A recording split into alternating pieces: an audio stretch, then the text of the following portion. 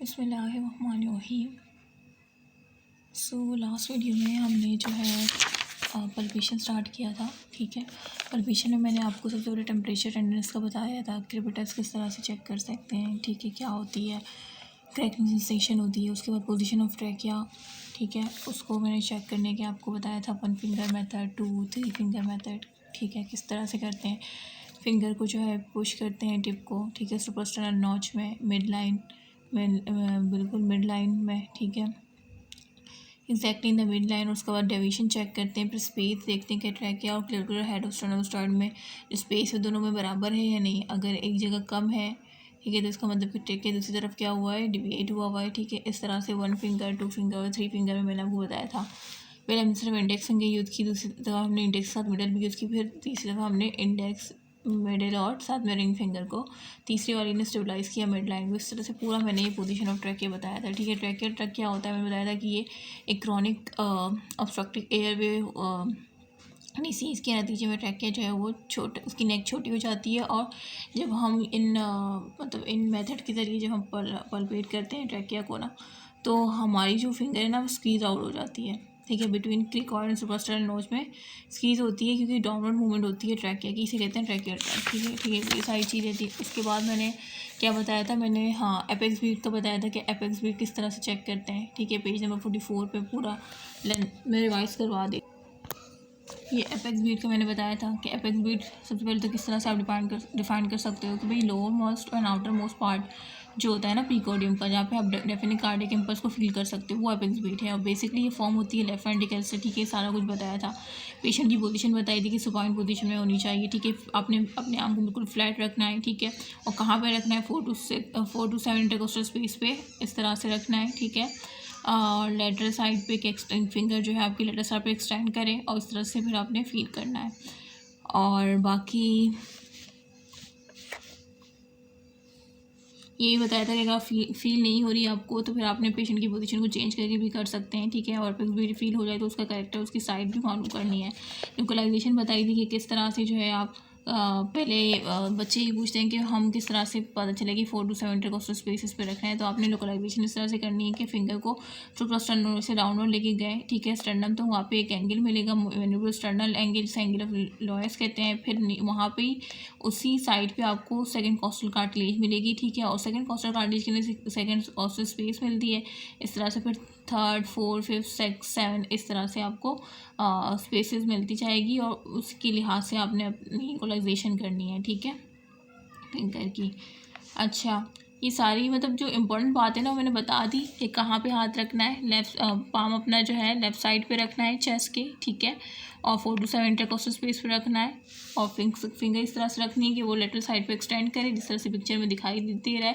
अगर आपको यहाँ पे फील नहीं हो रही तो पेशेंट को जो है एक साइड पे लेफ़्ट साइड पे डाइवर्ट करके भी आप फील कर सकते हो। ठीक है, और जब आपको फील हो जाए तो टिप ऑफ फिंगर से, इंडेक्स फिंगर की टिप ऑफ फिंगर से उस जगह को लोकेट और वो कर सकते हो। ये सब बताया था मैंने। अच्छा, उसके बाद ये है कि आप जब आपको पता चल जाए तो एपेक्स बीट आपने जैसे कि नॉर्मली जो होती है ना 4 to 5 इंटरकोस्टल स्पेस पे फील हो जाती है। ठीक है, उसके बाद आप उसको ना सेंटीमीटर से मेजर भी करवा सकते हो, रेफरेंस लाइंस के थ्रू भी बता सकते हो। जिस तरह से मैंने लास्ट टाइम ये रेफरेंस लाइन बताई थी कि ये मिड क्लेविकुलर लाइन है, सी, ठीक है, sorry B mid clavicular line है। ठीक है, क्लेविकल बोन के बिल्कुल मिड से आ रही है ना। और ये एंटीरियर एक्सिलरी लाइन है, सी, और ये मिड एक्सिलरी लाइन है, डी, और ये पोस्टीरियर एक्सिलरी लाइन है। ठीक है, और ये सुबह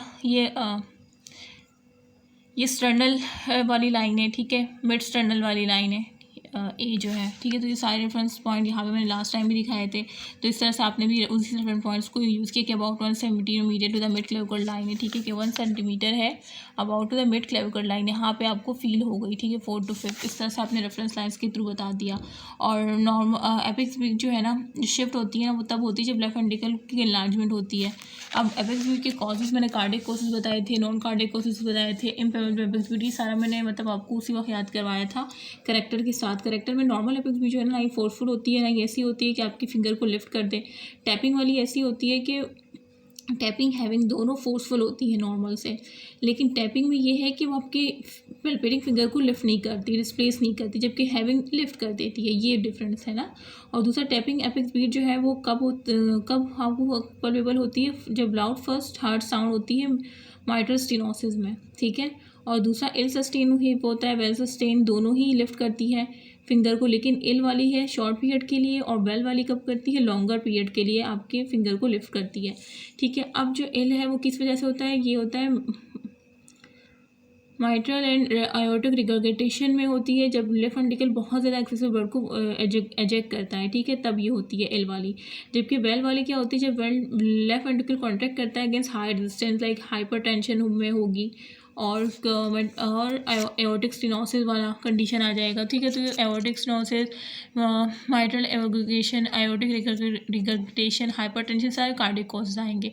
नॉन कार्डियक कॉजेज मैंने आपको बताया था कि कब शिफ्ट होगी, कोई डिफॉर्मिटी ऑफ चेस्ट हो गया, ठीक है, वो एक्सकवेटम कैर्निवेटम, ठीक है, वो वाली condition, pigeon chest, funnel shape जो बताया था, और कोई पल्मोनरी डिसीज़ हो गई जिसका से मीडियम शिफ्ट हो रहा है, डिसीज साइड पे कब होता है, हेल्दी साइड पे कब होता है, सारी चीज़ें बताई थी मैंने, ठीक है। एम्पेबोलेपिक्स बीट कब होगी, जब थिक चेस्ट वॉल होगा, जब कोई डेक्स्ट्रोकार्डिया होगा, मतलब भी आपको राइट साइड पे लाइक दे रही है, ठीक है। ये दो चीज़ें तो आपको याद रह ही जाएंगी ना, जो मोस्ट सेंस वाली को मैंने बता दी थी, तो ये पूरा मैंने यहाँ से पढ़ा दिया था। उसके बाद और डिफ्यूज़ और डिस्प्लेस एपेक्स भी कब मिलेगी, जब लेफ्ट वेंट्रिकुलर जो है वो डायलेट हो जाए, ठीक है। एडवांस हार्ट डिसीज़ मतलब cardiomyopathy, ischaemic heart disease, hypertension की वजह से एपेक्स बीट क्या हो जाती है, इन्फीरियरली और लैटरली आपको फील होगी और डिफ्यूज़ लाइक होगी, ठीक है, स्ट्रांग नहीं होगी। ये सारी चीज़ें थी जो मैंने बताई थी एपेक्स बीट में। आई होप कि आपको समझ आ गई हो, ठीक है। मैंने दोबारा से भी रिवाइज़ करवा दिया। अच्छा, अब देखें, ये है कि जब शिफ्ट ऑफ ट्रैकिया और एपेक्स बीट दोनों, उसके कॉजेज़ यही है जो मैंने अभी बताया ना, पल्मोनरी डिसीज में मीडियस्टिनम की शिफ्ट से नॉन कार्डियक कॉजेज़ बताया था एपेक्स बीट का, तो ये वही है। देखें डिसीज साइड पे कब होता है शिफ्ट एपेक्स बीट, और तो ये ब्लर क्यों है, देखें causes of shift of trachea and apex beat mediastinum condition which pull the mediastinum toward the disease side, मतलब ये वो है जहाँ पे आपकी position of trachea, shift of trachea भी आता है और एपेक्स बीट भी आता है, ठीक है। अब हम देखते हैं कोलैप्स ऑफ लंग्स और फिब्रोसिस ऑफ लंग्स, जब भी ये दो कंडीशन होगी ना, पेशेंट को डिसीज़ होंगी, ये भी कंडीशन से गुजरेगा, तो इसमें जो मीडियस्टिनम होगा ना वो डिसीज साइड पे शिफ्ट हुआ होगा, लेकिन न्यूमोथोरेक्स और प्लूरल फ्यूजन में जो मीडियस्टिनम है वो टुवर्ड्स हेल्दी साइड शिफ्ट होगा, ठीक है। ये तो ये आपको पता होना चाहिए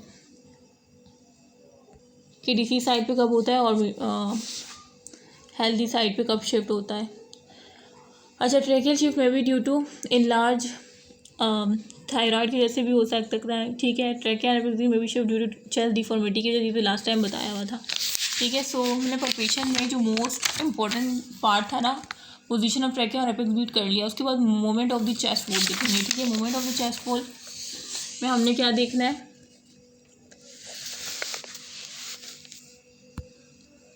ठीक है। तो इसका movement of the chest wall हमने कंपेयर करना है, ठीक है, दोनों साइड को compare movement of both side, ठीक है, बाय पल्पेशन के थ्रू। किस तरह से करेंगे, grab sides of the chest with the finger in such a way that tips of out, एक तो बिल्कुल out stretch thumb approximation in the mid line, diagram में आपको नज़र आ रहा है, आपने दोनों हाथों को जो है ना इस तरह से ग्रैब्स, दोनों साइड को ग्रैब्स कर लेना है और इस तरह से करना है कि आपके थंब जो है ना बिल्कुल मिड लाइन में आए, ठीक है, इस तरह से, ठीक है। अच्छा, अब थंब जो है ना वो इस तरह से हो कि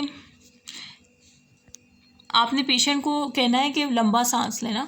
जब पेशेंट लंबा सांस लेगा तो आपने कंपेयर करनी है मूवमेंट ऑफ थंब को कि भाई वो away from the mid line, जो जैसे पेशेंट लंबा सांस लेगा, ठीक है, तो क्या होगा, आपने अपनी थंब की मूवमेंट को देखना है कि दोनों साथ मूव कर रही हैं या नहीं।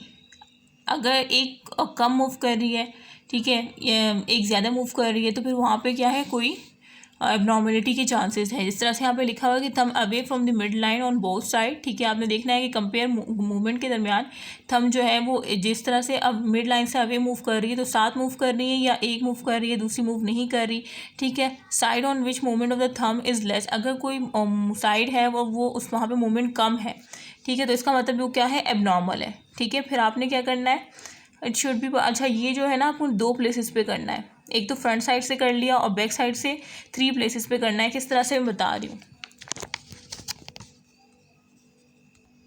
ठीक है। तो ये आपने फ्रंट साइड से कर लिया। अब क्या करना है, पल्पेशन ऑफ अपाइसिस से किस तरह से करना है, आपने जो है पेशेंट को बिठा देना है, ठीक है, उसके पीछे चले जाना है, स्टैंडिंग बिहाइंड द पेशेंट, और अपने पाम ऑफ हैंड को ना अपने जो हमारे यहाँ पे ट्रेपीजियस मसल होती है ना, वहाँ पे रख देना है। और फिंगर लूजली हैंगिंग, फिंगर को इस तरह से करना है कि वो लूजली क्या हो, हैंग करे किस पे, सुप्राक्लेविकुलर फोसा पे। ठीक है, ये आपको नज़र आ रहा है, ये जो हमारे पाम है ट्रेपीजियस मसल पे है और जो हमारी फिंगर है वो आगे सुप्राक्लेविकुलर फोसा पे हैंग कर रही है आगे की तरफ। ठीक है, इस तरह से आपने अपने हैंड्स को रखना है। ठीक है, हैंगिंग और सुप्राक्लेविकुलर फोसा एंड क्लेविकल। उसके बाद आपने देखना है compare upward movement of finger with inspiration on both side. जब पेशेंट जो है सांस ले रहा है, जब आपने उसको कहा कि लंबा सांस लेना है, तो देखना है कि इंस्पायरेशन, ड्यूरिंग इंस्पायरेशन आपकी जो आपने कंपेयर करनी है मूवमेंट, किसकी, फिंगर की मूवमेंट को कंपेयर करना है कि वो अपवर्ड मूवमेंट उसकी क्या है। ये जो आपकी थंब है, इसको देखना है कि यार ये दोनों की मूवमेंट्स एग्जैक्ट सेम है या एक की कम है। अगर कम है तो इसका मतलब कि वहाँ पे कोई एबनॉर्मलिटी है। ठीक है, जिस तरह से आपने चेस्ट पे जब आप सामने की कर रहे थे तो आपने पूरे फिंगर से ग्रैप्स कर लिया था चेस्ट को, और आपने पेशेंट को कहा था कि लंबा सांस ले, और आप चेक कर रहे थे अपने थंब की मूवमेंट कि वो अवे अगर जा रही है एक दूसरे से तो वो बिल्कुल इक्वल डिस्टेंस में जा रही है, इक्वली जा रही है दोनों हैंड के थंब, या एक कम है।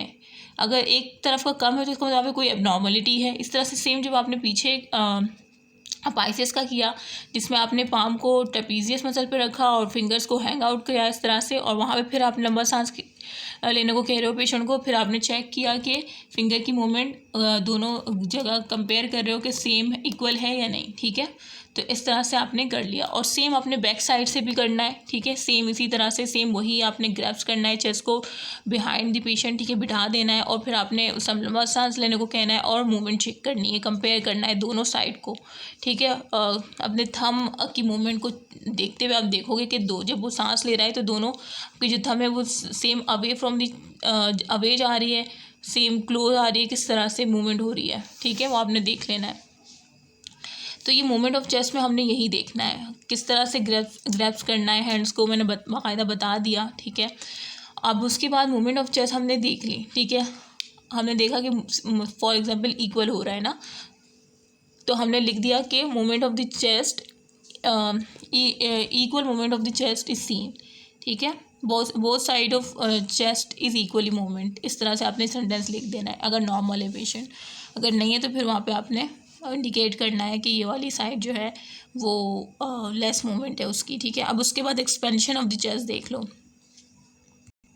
अब एक्सपेंशन ऑफ द चेस्ट में हम क्या करेंगे, हम कुछ नहीं करेंगे, जो हमारी जो चेस्ट है ना उसको हम मेजर करेंगे। किस तरह से, बिलो द निपल हम क्या करेंगे, एक मेजर टेप लेंगे at the end of the deep inspiration and full expiration. जब पेशेंट ना, अब पेशेंट को बोलोगे ना कि लंबा सांस ले, तो वो डीप इंस्पायरेशन लेगा और फुल एक्सपायरेशन जब कर ले तब आपने वहाँ पे एक मेजरिंग टेप रखा होगा पहले से। ठीक है, बेलो द निपल अगर मैं यहाँ पे दिखाऊँ, ठीक है, जिस तरह से ये देखो, इस तरह से आपने बेलो द निपल, आप उससे कह रहे हो कि लंबा सांस लो, और जैसे ही वो फुल एक्सपायरेशन कर ले, डीप इंस्पायरेशन और फुल एक्सपायरेशन कर ले, उसके बाद आपने क्या करनी है, डिफरेंट निकालना है between the two chest expansion. मतलब पहले आपने जब उसने इंस्पायर किया, ठीक है, वो आपने ले ली, उसके बाद उसने फुल एक्सपायरेशन की, वो आपने ले ली।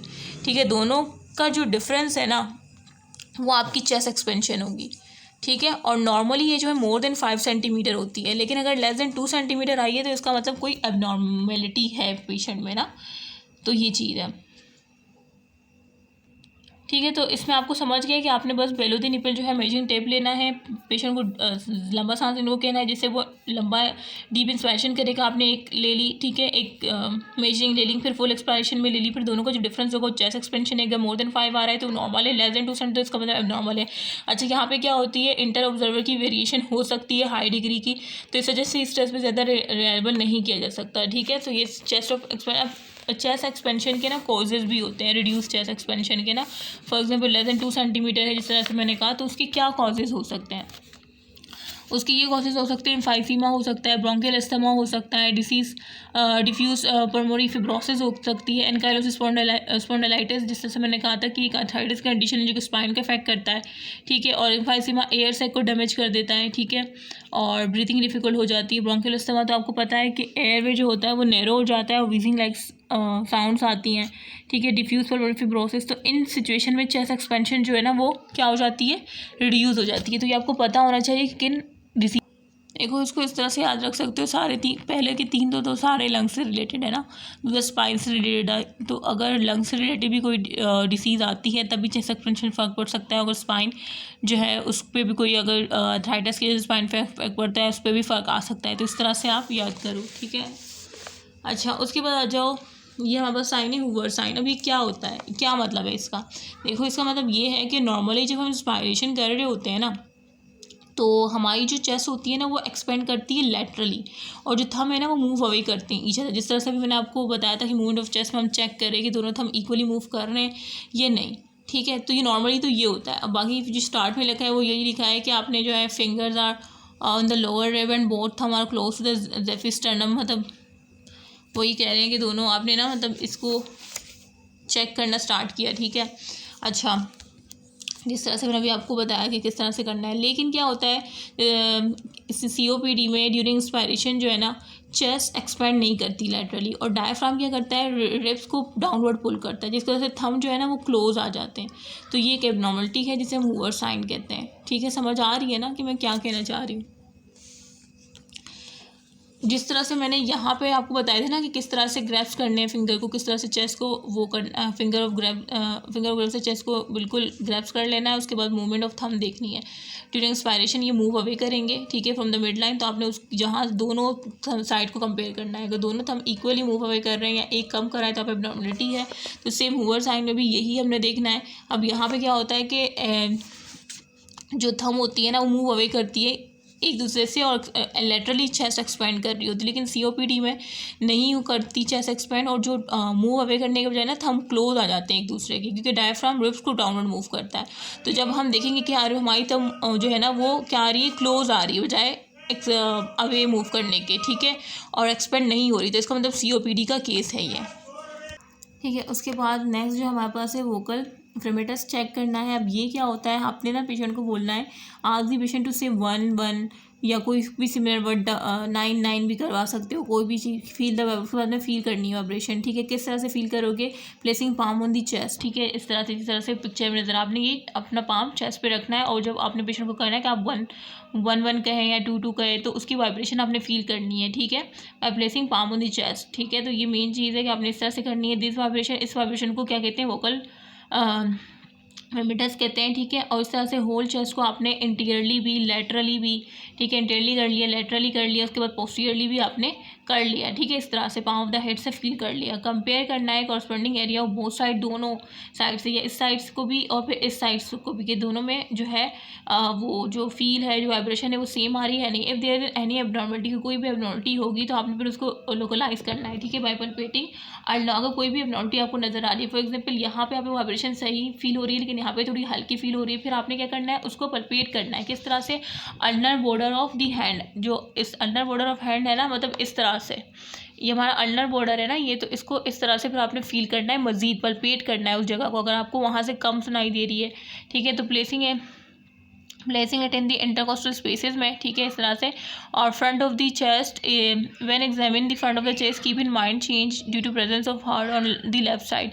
तो जब आप, ठीक है, तो ये आपको पता होना चाहिए, जब आप चेस्ट को फ्रंट साइड से करोगे तो लेफ्ट साइड पे अगर आपको चेंज हो रहा है तो वो हार्ट की वजह से होगा, ठीक है, लेफ्ट साइड पे, ठीक है। ये सब नॉर्मल वोकल फ्रेगमेंट जो है ना वो आपको किस तरह से प्रैक्टिस से ही आ सकती है। इट कैन भी, ये इंक्रीज भी हो सकती है, डिक्रीज भी हो सकती है। तो इन केस बस इन सिंपल यही है कि वोकल फ्रेगमेंट्स क्या है, क्या करना है, पेशेंट को कहना है कि आपने 1 कहना है, ठीक है, या 1 1 कहना है, फिर उसके बाद आपने वाइब्रेशन को फील करना है by placing palm of the chest. बस इतनी सी बात है, इसे कहते हैं वोकल फ्रेगमेंट्स। तो और ठीक है, आपने, ठीक है, दोनों तरफ को कंपेयर करना है, दोनों तरफ की चेस्ट को, ठीक है, जहाँ पे आपको कम लगे या ज़्यादा लगे तो फिर आपने उसको मज़ीद पल्पेट करने के लिए under border of your hands में पल्पेट करना है, ठीक है। और नॉर्मली ये जो है ना प्रैक्टिस से आपको ये चीज़ें आती हैं। और बस इसमें अब इसमें आ जाओ कि कब इंक्रीज़ होती है, कब डिक्रीज़ होती है। इंक्रीज़ देखो, इंक्रीज़ कब होगी, जब कंसोलिडेशन का केस हो, ठीक है, सॉलिडिफाई हो जाए आपका ऑर्गन, कैविटेशन हो जाए, collapse with patent main bronchus हो जाए, इसमें इन चीज़ों में आपकी जो वोकल फ्रेगमेंट्स है ना वो इंक्रीज़ हो जाएगी, ठीक है। खुद सोचो, अगर सॉलिडिफिकेशन हो रही है तो वहाँ पे वोकल फ्रेगमेंट्स भी आपको इंक्रीज़ बढ़ेगी, कैविटेशन में भी बढ़ेगी, ठीक है, कोलैप्स में भी बढ़ेगी, मेन ब्रोंकस में पेटेंट हो जाए, तो ये सारे C वाले भी याद रख लो, ठीक है। और डिक्रीज किस में होगी, प्लूरल एफ्यूजन हो जाए, ठीक है, फ्लूइड बिल्डअप हो जाए लंग और चेस्ट के दरमियान, तो वहाँ पे तो वोकल फ्रैगमेंटनेस आपको बहुत कम मिलेगी ना, सुनाई देगी, क्योंकि वहाँ पे फ्लूइड बिल्डअप हुआ है, या एयर बिल्डअप हो जाए उसमें भी आपको कम सुनाई देगी, या कोलैप्स हो जाए, ऑब्स्ट्रक्शन हो जाए मेन ब्रोंकल्स में, तो उसमें भी आपको कम मिलेगी, क्योंकि ऑब्स्ट्रक्शन की वजह से आपको सही वोकल फ्रैगमेंट्स सुनाई नहीं दे रही, डिक्रीज़ हुई हुई है, तो इन केसेस में डिक्रीज़ होगी। ठीक है, तो मैं आपको इस तरह से बता रही हूँ ताकि आपको चीज़ याद रहे एज अ सेंस। अब जैसे मैंने कहा है वो सर्टिफिकेशन होगी, कैविटेशन होगी, तो इन चीज़ों में तो वोकल फ्रैगमेंटनेस आपको इंक्रीज़ हुई फील होगी। ठीक है, तो ये सारी चीज़ें इंक्रीज़ और डिक्रीज़ कब होगी आपको पता होना चाहिए। अच्छा, उसके बाद टेंडरनेस तो मैंने शुरू में ही बता दिया था कि पेन ऑन टचिंग को किस तरह से चेक करेंगे। ठीक है, हाँ, अच्छा यहाँ पे भी देख लो, टेंडरनेस में भी ड्यू टू द ट्रॉमा और इन्फ्लेमेशन, कोई भी इन्फ्लेमेशन की वजह से उसे टेंडरनेस हो रही है, हमारी पेन ऑन टचिंग हो रहा है, जिसे क्या कहते हैं कोस्टोकॉन्ड्राइटिस कहते हैं। ठीक है, अब यहाँ पे जो आगे लिखा हुआ है कि इन सबक्यूटेनियस एम्फाइसीमा और surgical emphysema air and subcutaneous tissue और क्रैकिंग सेंसेशन कहा था ना क्रिपिटस को, देखो आ गया, इसको अंडरलाइन कर लो। ठीक है, ये फील हो सकते हैं आपको पल्पेशन ऑफ स्किन, जब आप पल्पेट करोगे ना स्किन को तो आपको ये सेंसेशन फील हो सकती है। अच्छा, उसके बाद कॉजेज ऑफ सबक्यूटेनियस एम्फाइसीमा क्या हो सकते हैं इसके कॉजेज़ में क्या हो सकता है कि देखो, सब क्यूटेनियस एम्फाइसीमा मैंने बताया था कि एयर सैक डैमेज हो जाते हैं। सब क्यूटेनियसली अगर हम देखें कि किस तरह से होता है, पेनिट्रेशन ऑफ चेस्ट इंजरी, अगर कोई भी चीज़ चेस्ट को जो मतलब चेस्ट इंजरी हो रही है किसी भी चीज़ की पेनिट्रेशन से, तो उसमें सबक्यूटेनियस एम्फाइसीमा हो सकता है। दूसरा एक्सीडेंटल इंजरी हो सकती है। ठीक है, टू लंग की तरफ किस तरह से थोड़े से पैरासेंटिसिस हो सकती है। ठीक है, थोरेसिक पैरासेंटिसिस की वजह से लंग जो है ना उसमें इंजरी आ गई है, मतलब एक्सीडेंटल इंजरी हो गई है। ठीक है, इस तरह से याद रख लो। Mediastinal emphysema where air escape into the neck, जब एयर जो है वो एस्केप हो रही है नेक के अंदर जा रही है तो उससे मीडियस्टिनल एम्फाइसीमा कहते हैं। ठीक है, तो बस अगर ये दो भी याद रख लो ना शुरू के तो इनफ है। जो मैंने आपको बताया कि सबक्यूटेनियस एम्फाइसीमा में क्या होता है, क्या होता है कि air in the subcutaneous tissue, इसका मतलब ये है कि मतलब आपके जो सबक्यूटेनियस टिश्यू है ना वहाँ पे एयर आ रही है, तो खुद सोचो वहाँ पे एयर कैसे आएगी जब चेस्ट की कोई इंजरी हो गई हो। ठीक है, मतलब जब चेस्ट में इंजरी आ गई है, लाइक पेनिट्रेशन हो रही है, तो वो चेस्ट को इंजर्ड कर रहा है, तो जाहिर सी बात है फिर सबक्यूटेनियस टिश्यू में आपकी एयर बिल्डअप होना स्टार्ट हो जाएगी ना।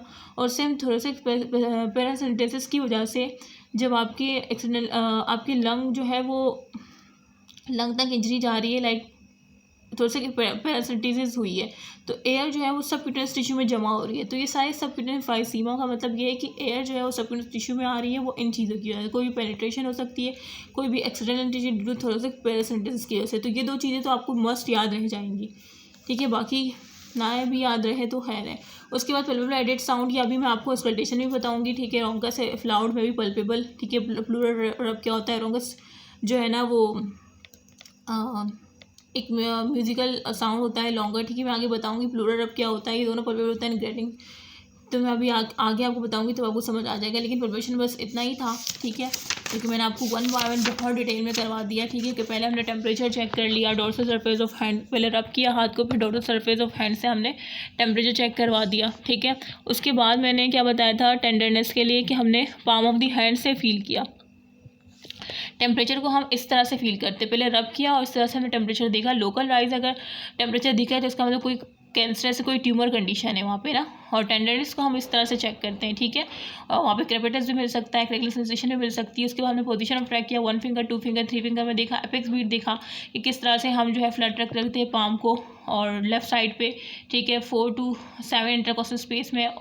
ठीक है, और हम वहाँ पे फील करते हैं, हमें वहाँ पे जो एपेक्स बीट मिल रही थी वो 4 to 5 इंटरकॉस्टल स्पेस में मिल सकती है नॉर्मली। और apex beat 1 centimetre to the mid clavicle line होगी। ठीक है, और ये सारी चीज़ें देख ली थी कब शिफ्ट होती है, कौन सी डिसीज़ में हो सकती है। Movement of the chest wall में हमने movement of the chest wall, उसके बाद हमने देखा कि उसके लिए हम क्या करते हैं, हम जो है ना ग्रैब्स कर लेते हैं साइड ऑफ चेस्ट को विद द फिंगर से और थंब को जो है मिड लाइन में रखते हैं, पेशेंट को डीप ब्रेथ लेने को कहते हैं। फिर मूवमेंट ऑफ थंब चेक करते हैं कि दोनों साइड की इक्वल है या नहीं, और सेम हमने पीछे साइड से भी करते हैं। ठीक है, पाइसेस के लिए किस तरह से करते हैं, हैंगिंग करते हैं स्प्रोकुलर फोसा पे और पाम ट्रेपेजिस पे रखते हैं, और सेम यहाँ पे भी चेक करते हैं। उसके बाद एक्सपेंशन चेकते हैं कि इंस्पायरेशन के लिए हम measuring tap below the nipple हम रखते हैं, और जब पेशेंट डीप इंस्पायरेशन करता है तब मेजर कर ली, फुल एक्सपायरेशन पे मेजर, दोनों का डिफरेंस वो चेस्ट एक्सपेंशन है। मोर देन 5 है तो इसका मतलब नॉर्मल है, कम है तो इसका मतलब डिक्रीज़ हुई है। और ये कब डिक्रीज़ होती है, इन कंडीशन में एम्फाइसीमा ब्रोंकियल अस्थमा में। ठीक है, हूवर साइन क्या होता है, COPD में ये होता है कि चेस्ट जो है ना वो लेटरली एक्सपेंड नहीं करती और डायफ्राम जो है वो पुल कर देता है उसको डाउनवर्ड, थंब बजाय अवे मूव करने की वो क्लोज आती है, क्योंकि चेस्ट एक्सपेंड ही नहीं कर रही लेटरली। तो ये COPD की कंडीशन है। नॉर्मली चेस्ट एक्सपेंड करती है लेटरली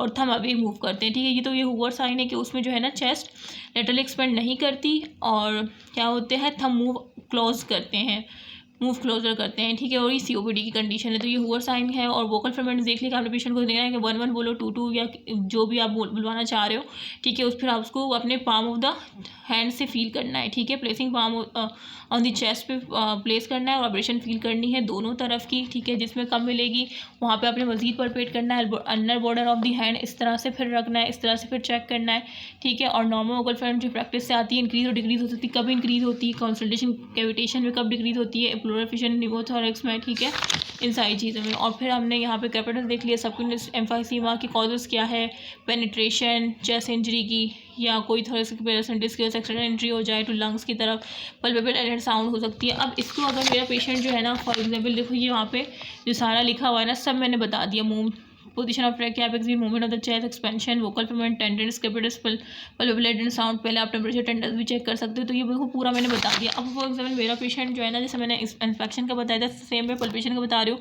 मैं सबसे पहले ये कहूँगी कि यार ट्रैकिया इस सेंटर के ट्रैकिया सेंट्रली प्लेस है। मेरा पेशेंट नॉर्मल है, ठीक है। एपिक्स बीट इज पल्पेबल है इन 5th इंटरकोस्टल स्पेस में।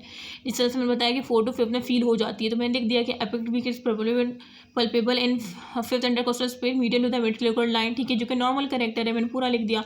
उसके बाद मुझे कोई टेंडरनेस नहीं मिली तो मैंने लिखा नो टेंडरनेस। मुझे कोई क्रेपिटस नहीं मिला तो मैंने नो क्रेपिटस लिख दिया।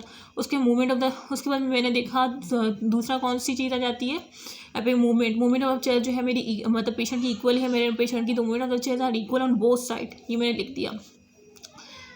अच्छा, उसके बाद मैंने एक्सपेंशन चेक की तो मेरी जो पेशेंट की एक्सपेंशन है चेस्ट की वो कितनी है, 5 सेंटीमीटर, जो कि नॉर्मल एक्सपेंशन तो chest is 5 centimetre. Vocal ferment is equal है दोनों साइड की और कोई साउंड जो है ना एडिड साउंड पल्पेबल नहीं है। तो मैंने तो पल्पेशन का मतलब सेंटेंस वाइज 1 बार में जो आपको समझाया है ना, मेरा पेशेंट नॉर्मल था तो मैंने उसको सेंटेंस वाइज लिख दिया। सेम जिस तरह से मैंने इंस्पेक्शन का बताया था मैंने पल्पेशन का भी बता दिया। अब हम चलते हैं किस पर, परकशन पे, ठीक है। सो आई होप कि आपको समझ आ गया होगा। मैंने बहुत डिटेल में बहुत इंटरेस्टिंग वे में समझा रही हूँ मैं, ताकि आप लोग बिल्कुल जो है ना मतलब समझ आ जाए चीज़ें आपको। और कॉजेज भी मैं कोशिश कर रही हूँ इस तरह से हिंट देने की कि वो चीज़ें आपको याद रह जाएँ। सो इंशाल्लाह नेक्स्ट वीडियो में हम परकशन करेंगे, ठीक है। सो आई होप कि आपको समझ आ गई होगी और बाकी मुझे अपनी दुआ में खास के याद रखिएगा। ओके, अल्लाह हाफ़िज़।